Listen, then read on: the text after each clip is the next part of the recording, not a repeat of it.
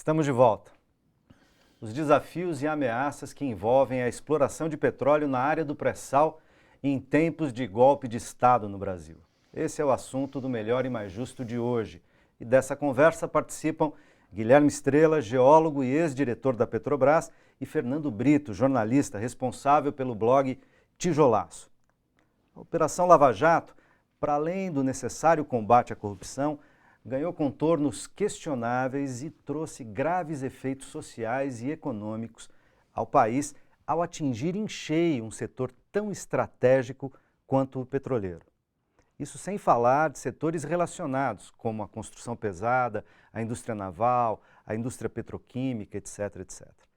Esse desmonte, patrocinado em parte pelo Judiciário e pelo Ministério Público, não acaba ajudando na entrega de riquezas estratégicas ao capital estrangeiro? E a soberania nacional, ela não será afetada por esse tipo de política do governo interino e, ao mesmo tempo, de estratégia da justiça brasileira? Fernando. A gente vai ficando velho, a gente fica cartesiano. Entendeu? Então, eu costumo dizer que o bom senso, como dizia o Descartes, devia ser a coisa mais bem repartida do mundo. Se o objetivo da justiça ao combater o desvio de dinheiro público e a corrupção é fazer com que a sociedade, a coletividade, se beneficie de mais e mais abundantes recursos, né?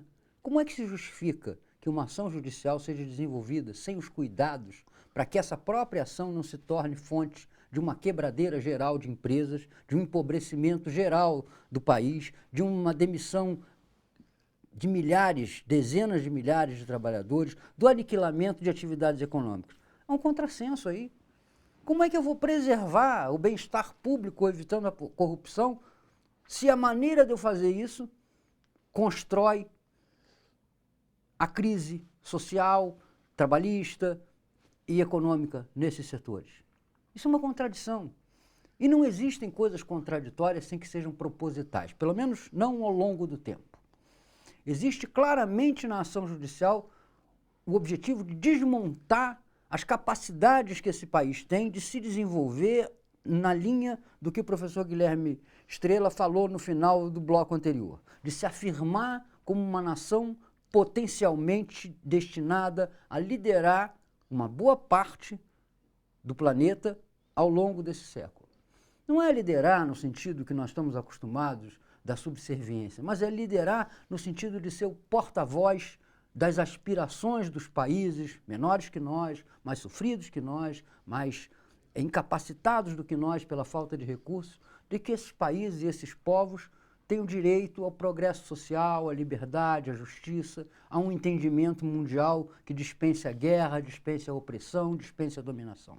Ô Fernando, nessa linha, não é possível, como se diz vulgarmente, não é possível punir, ao investigar a corrupção, punir CPFs, as pessoas que se corromperam, sejam elas políticos ou diretores, gerentes da Petrobras, no caso da Lava Jato especificamente, e não punir CNPJ, não punir as empresas? Mas só é possível e lógico punir CPF. CNPJ.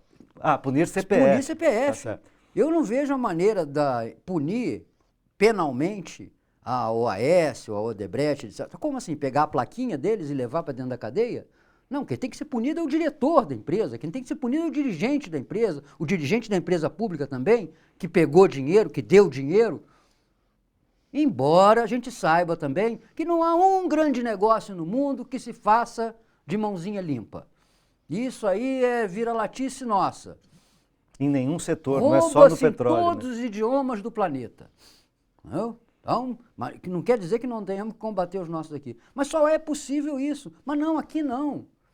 Aqui, as empresas quebram e o empresário sai de tornozeleira e vai para Angra dos Reis passear de lancha. E o ladrão também.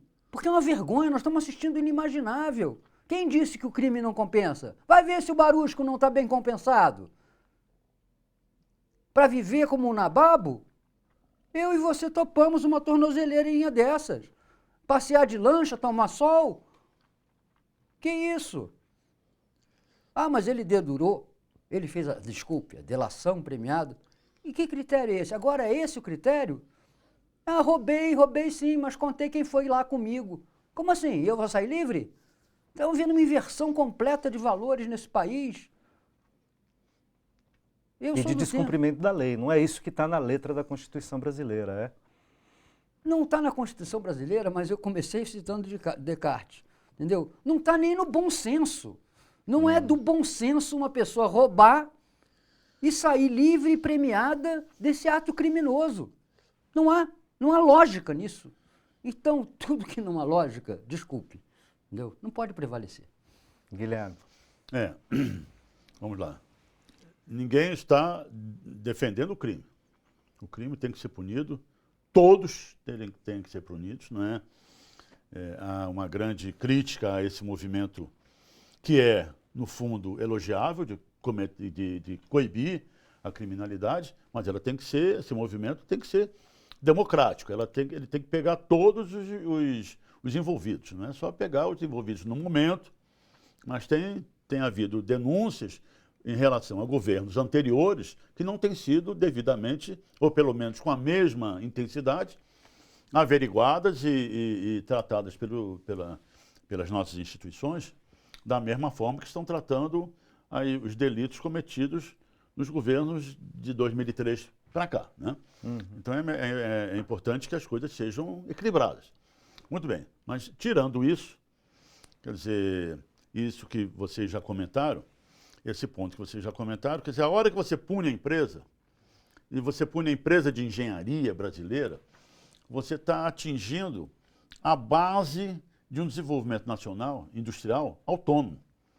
Porque está na empresa de engenharia brasileira, no que respeita à industrialização do país, né, a inteligência nacional, né, a capacidade de gerar inovação, a capacidade de desenvolver tecnologias, de elaborar projetos com a inteligência brasileira para resolver e avançar em problemas brasileiros. A hora que você atinge essas empresas, você mata o desenvolvimento autônomo nacional brasileiro. Você começa novamente a amarrar, você dá um passo para trás, um formidável salto para trás, de amarrar o nosso desenvolvimento, a parte essencial, que é a parte da engenharia e da tecnologia nacional, a importação desses bens imateriais que são, no final dos contos, o cerne e a essência da autonomia nacional, que é a inteligência e é o desenvolvimento nacional. Nós estamos a ponto, professor, agora de entregar para Israel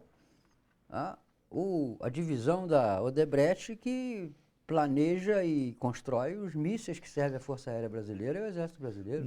Muito bem citado. Fernando citou um aspecto essencial nisso que você está dizendo, no interesse internacional. As tecnologias empregadas na produção do pré-sal brasileiro são de tem um leque de abrangência muito extenso, um espectro extenso, e nesse espectro tecnológico tem uma parte importante que é chamada de tecnologias sensíveis, que são aquelas tecnologias que são aplicadas na área militar. Então, isso também tem muita coisa, muitos desse esforço de tirar a Petrobras, de tirar o Brasil da operação do pré-sal, onde se desenvolve efetivamente novos conhecimentos, novas tecnologias, é essa parte, esse setor aí de tecnologias sensíveis que são fundamentais para um país que se quer soberano ao longo do século XXI. Aliás, Fernando, o Guilherme nos falava, durante o intervalo aqui, nos dizia que o pré-sal indica, o pré-sal brasileiro aqui na costa leste, né, no Atlântico, na costa leste do Atlântico, na nossa costa leste, talvez seja a última fronteira de pesquisa na Terra, né, para baixo. Queria que o Guilherme explicasse isso, porque isso tem a ver também com o desenvolvimento de tecnologias, tanto as sensíveis, as militares, quanto a questão da inovação e, digamos, até das vantagens competitivas daqui para o futuro. Certamente, certamente. Você tocou num ponto importante. O pré-sal brasileiro, ele está, do ponto de vista da geologia do planeta, ele está localizado na última fronteira em termos de margem dos continentes, na última fronteira exploratória e prospectiva para petróleo e gás natural. Há uma situação especular na costa oeste africana, mas que não tem dado os resultados que o pré-sal brasileiro deu. Tudo faz crer que as nossas condições, as condições que na hora que o continente sul-americano se separou do continente africano, nós ficamos com a melhor parte, né? Então, o pré-sal brasileiro, que é a mais importante província petrolífera dos últimos 50 anos no mundo, descobertos pela Petrobras, em território brasileiro, com a inteligência brasileira, com a competência que embasa a determinação das equipes técnicas da Petrobras. A determinação é baseada na nossa competência, né? E na competência, quando eu digo na competência do sistema Petrobras, que o sistema Petrobras representa a inteligência brasileira. É uma das empresas que representam a inteligência brasileira, que é ligada às universidades, aos nossos centros de pesquisa aqui no Brasil, né? Então, essa descoberta desequilibra esse status quo de poder energético, pelo menos no mundo E ocidental. desequilibra a nosso favor, né? E desequilibra a nosso favor. Desequilibra a nosso favor. Quer dizer, então, isso tudo forma um quadro, né? Compõe um quadro que as grandes potências ocidentais não veem com bons olhos. E tem mais, quer dizer, enquanto o Brasil, com a descoberta do pré-sal, traça uma trajetória ascendente na sua produção, é preciso ver que as demais jazidas mundiais importantes têm, quase todas elas, uma trajetória declinante. Certamente. O poço de petróleo, o campo de petróleo, ele vive mais ou menos aí alguma coisa em torno de 40 anos, não é isso, professor? É.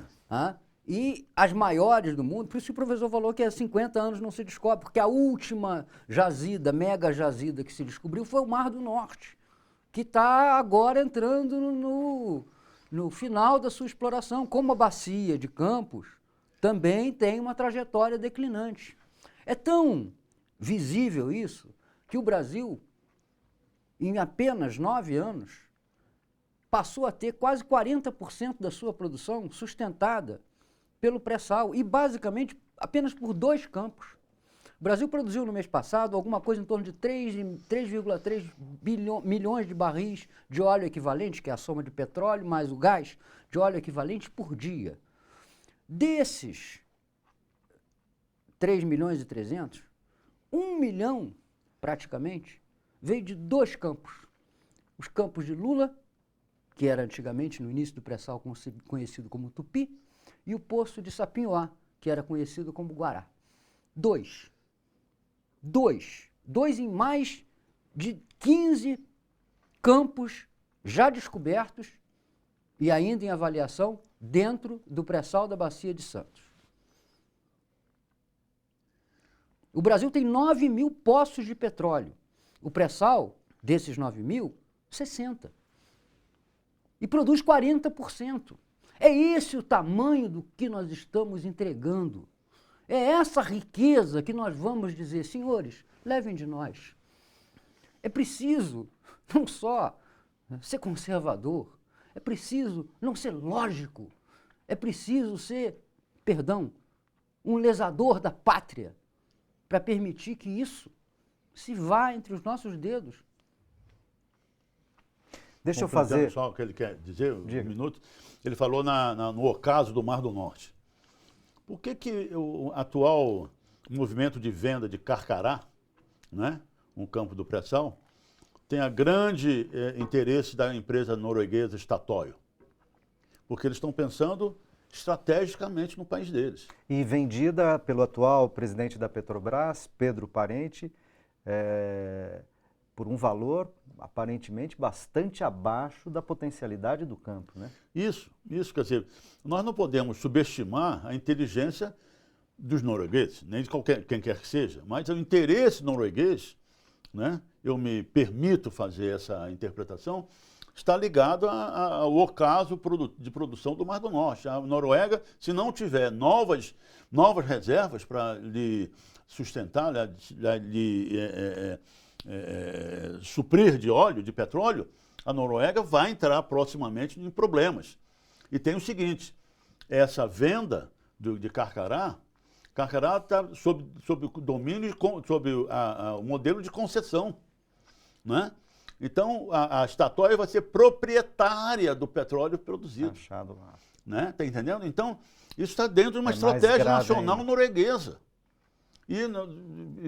elogiável estratégia nacional norueguesa. Nós é que temos que ter a nossa E estratégia. lastimável a nossa posição nesse É caso. lastimável a nossa posição apequenada de não ver o que ou ver. É pior do que só um mau negócio estratégico, é um mau negócio prático, porque a Petrobras já investiu ali talvez cerca de 300, 400 milhões de dólares, perfurando os poços exploratórios, correndo risco, delimitando o campo, descobrindo a espessura e as características da coluna do carboneto, fazendo todas as sondagens 3D que são necessárias para a exploração do poço. Quer dizer, não há risco, ao contrário, há o conhecimento de tudo. E sabe o que significa o conhecimento da estrutura geológica de onde você vai furar? Significa se seu poço vai custar 200 milhões de dólares ou se ele vai custar 40 milhões de dólares.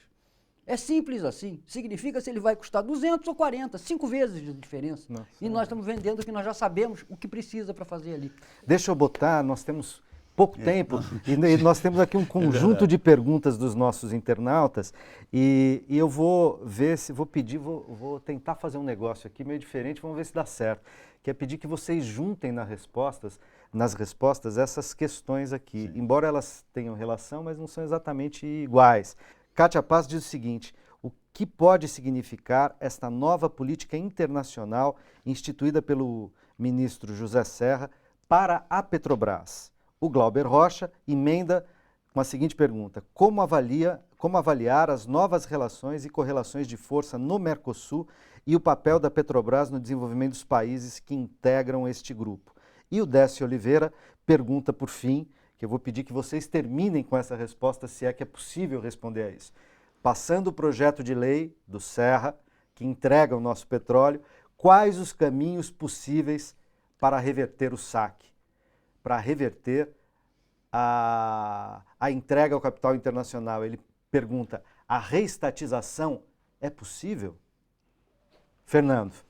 Está me dando uma vontade de começar a responder pelo fim. Pode responder pelo fim. Não, vamos pelo início, vamos ser disciplinados. Eu acho que significa, não só na área do petróleo, mas significa em tudo, no Tratado Transpacífico, significa a volta do Brasil a uma condição de alinhamento automático. Não é errado o Brasil se alinhar nessa ou naquela política aos Estados Unidos. Não. Nós vamos nos alinhar aos Estados Unidos ou a quem quer que seja no mundo de acordo com os nossos interesses. Não nos alinharmos automaticamente, e pior, passarmos a funcionar como uma espécie de guarda da esquina dos Estados Unidos em relação à América Latina, como já estamos atuando nesse caso do Mercosul. Não nos cabe assumir o papel de gestor das diferenças entre o governo americano e o governo venezuelano. Nosso papel tem que ser um papel discreto, um papel de conciliação, um papel de entendimento com os nossos vizinhos. O Uruguai está dando esse exemplo, mantendo uma posição de equilíbrio. Diplomacia não é para dar latido, não é para rosnar, não é para morder. Diplomacia é a arte do entendimento no possível, completo nunca é. Os países têm que aprender a conviver com as diferenças. O Brasil, no governo Lula, teve um dos melhores momentos na sua relação com o mundo e herdou desses momentos uma admiração, um conhecimento, um respeito, que nós estamos vendo ser malbaratado hoje. Entendeu? Está aí, o Rio de Janeiro está vivendo as Olimpíadas, que vai transcorrer com sucesso, vai funcionar bem. Temos que perder essa mania de vira-lata, que não temos capacidade, que é um absurdo. Qualquer país do mundo, 200 países do mundo fizeram. Nós temos 500 e poucos anos de existência como país. Não é a Olimpíada que está trazendo miséria para o país, porque senão, por que nós tivemos miséria nos outros 500 e 15 anos que Fernando, não teve desculpa Olimpíada? eu te interromper, mas queria também ouvir o Estrela e nós temos um minutinho para fechar.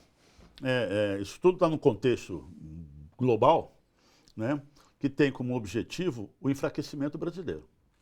Né? O enfraquecimento do Brasil efetivamente materializar todo o seu potencial de ser um ator protagonista da cena geopolítica mundial do século XXI. Você entregando essas riquezas, dificilmente você vai tomar de volta. E o governo argentino, olha só, dá licença para 2 bases militares em território argentino, norte-americanas argentinas. A gente entrega a nossa riqueza e na hora de querer tomar de volta, companheiro, nós vamos ter uma base militar em Foz do Iguaçu, do outro lado do muro, do outro lado do nosso muro, Sim. com tanques americanos, quarta soldados frota americanos, no uma Atlântico. base com aviões norte-americanos, né? E uma base lá em terra no sul da Argentina. Ou seja, o negócio é a gente não perder. Isso. É não perder. Exatamente. Eu quero agradecer muitíssimo Fernando Brito, Guilherme Estrela.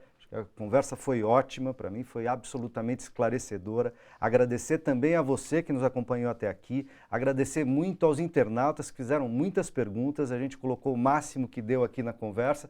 Aquelas que não foram respondidas aqui ao vivo, a gente vai responder para vocês por e-mail. E o melhor e mais justo quer, por fim, reafirmar o compromisso de seguir na luta em defesa da soberania nacional, da cidadania e da legalidade democrática. Um forte abraço.